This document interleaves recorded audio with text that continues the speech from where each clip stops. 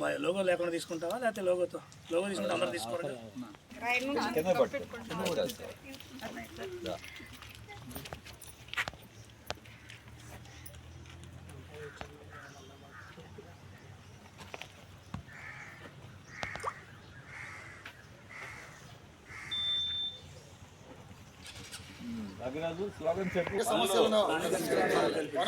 కల్పించాలి. రాజధాని గ్రామాల్లో కార్మికుల పనులను, రాజధాని గ్రామాల ప్రజలకు పనులను, రాజధాని గ్రామాల ప్రజలకు పనులను, రాజధాని గ్రామాల ప్రజలకు పనులను, ఉపాధిని,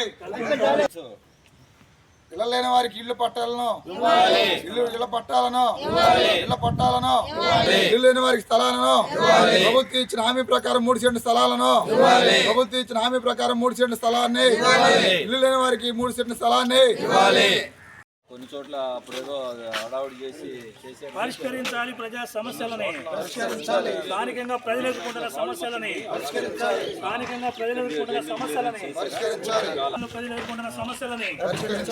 రాజధానిలో ప్రజలు ఎదుర్కొంటున్న సమస్యలని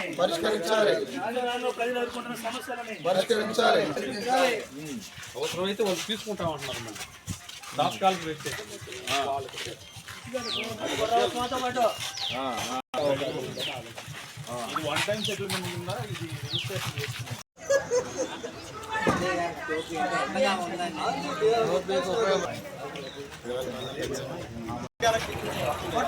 నారా చంద్రబాబు గారి నాయకత్వం, నారా లోకేష్ గారి నాయకత్వం, నారా లోకేష్ గారి నాయకత్వం, చేనేత కార్మికుల ఐక్య తెలుగుదేశం పార్టీ, తెలుగుదేశం పార్టీ. చూడండి వర్ధిల్లాలి తెలుగుదేశం పార్టీ, వర్ధిల్లాలి నారా చంద్రబాబు గారి నాయకత్వం, వర్ధిల్లాలి నారా లోకేష్ గారి నాయకత్వం, వర్ధిల్లాలి నారా లోకేష్ గారి నాయకత్వం.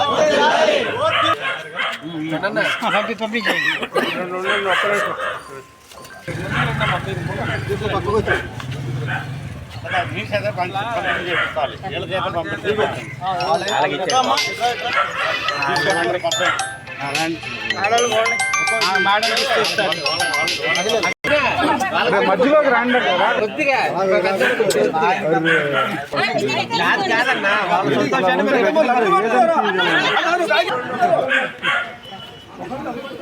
రాజధాని అమరావతి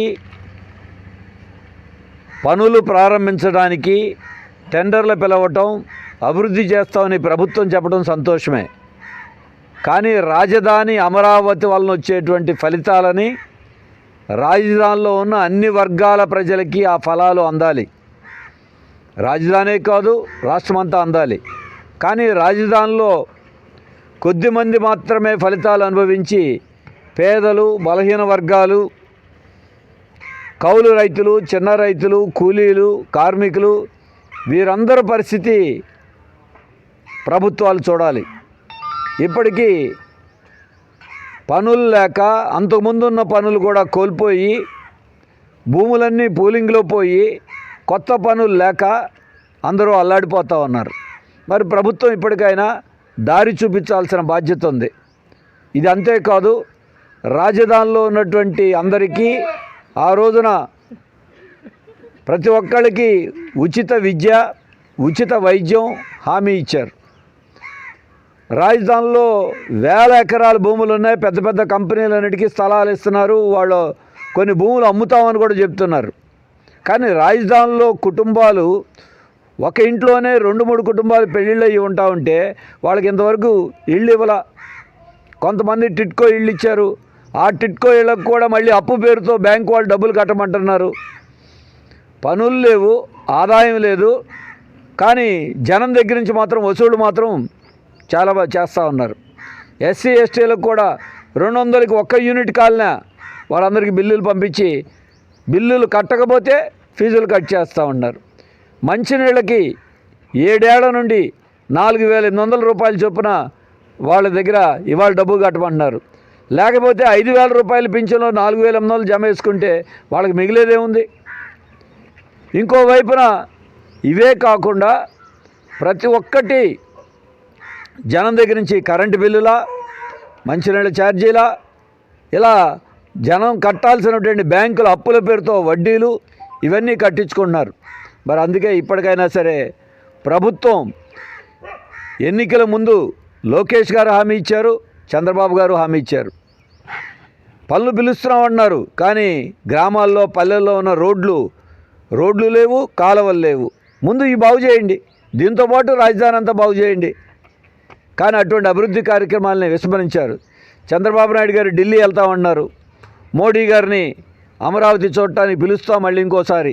కిందటిసారి ఒకసారి మోడీ గారు వచ్చేళ్ళారు, అప్పుడు చెంబుడు నీళ్లును గుప్పుడు మట్టి తెచ్చారు ఢిల్లీ నుంచి. కానీ ఈసారి కూడా మళ్ళీ ఆ నీళ్లు మట్టి కాకుండా ఏదైనా రాజధానికి కావాల్సిన నిధులు కేంద్ర ప్రభుత్వ బాధ్యత.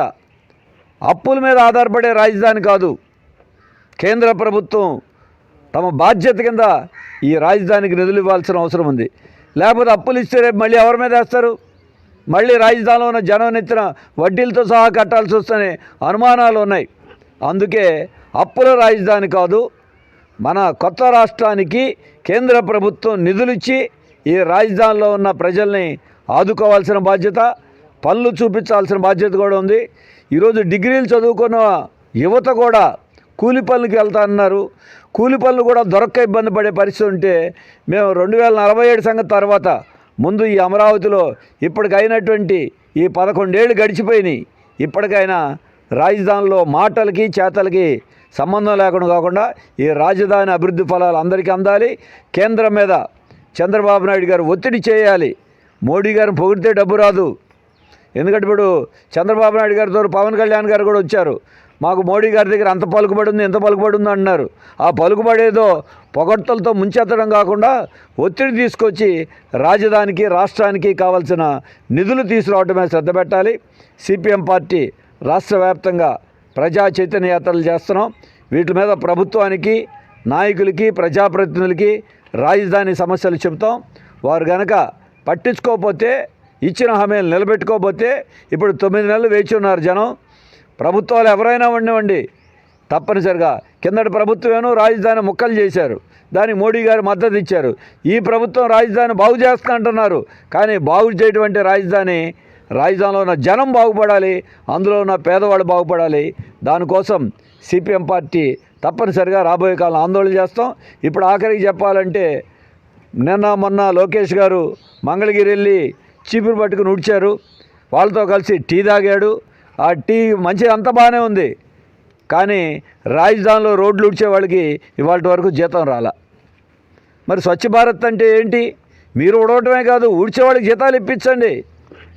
పక్కనున్న మున్సిపాలిటీల్లో 21,000 రూపాయలు జీతం ఇస్తాడు, 12,000 ఇచ్చి దాంట్లో ఈఎస్ఐపి ఇవ్వకపోతే 10,000 రూపాయలు. సిపిఎం పార్టీ ప్రజా సమస్యలు తెలుసుకునే దానికోసం రాష్ట్ర వ్యాప్తంగా చేపట్టిన ప్రజా చైతన్య యాత్ర ఈరోజు నెడమర్లో సిపిఎం పార్టీ రాష్ట్ర కార్యదర్శి వర్గ సభ్యులు బాబురావు గారు ప్రారంభించారు. ఇక్కడ ప్రజలు అనేక సమస్యలు చెప్తా ఉన్నారు. ఈ ఊరే కాదు, నెడమర్రే కాదు, రాజధానిలో అనేక సమస్యలు పేరుకుపోయి ఉన్నాయి. ఎప్పటి నుంచో చేస్తామని ఆ సమస్యల పరిష్కారం కాకుండా ప్రభుత్వం కాలయాపన చేస్తూ ఉంది. ఇప్పటివరకు అభివృద్ధి పనులు అని చెప్పి జంగిల్ క్లియర్స్ మొక్కలు తొలగించడం తప్ప ఇంతవరకు ఏపీ పని ప్రారంభించాల. రోజు ఈ పరిస్థితులు ఉన్నాయి. అందుకనే మేము అడుగుతూ ఉంది, ప్రజలు ఏవైతే ఎదుర్కొంటా ఉన్నారో ఆ సమస్యలన్నీ పరిష్కరించాలని చెప్పి డిమాండ్ చేస్తూ ఉన్నాం.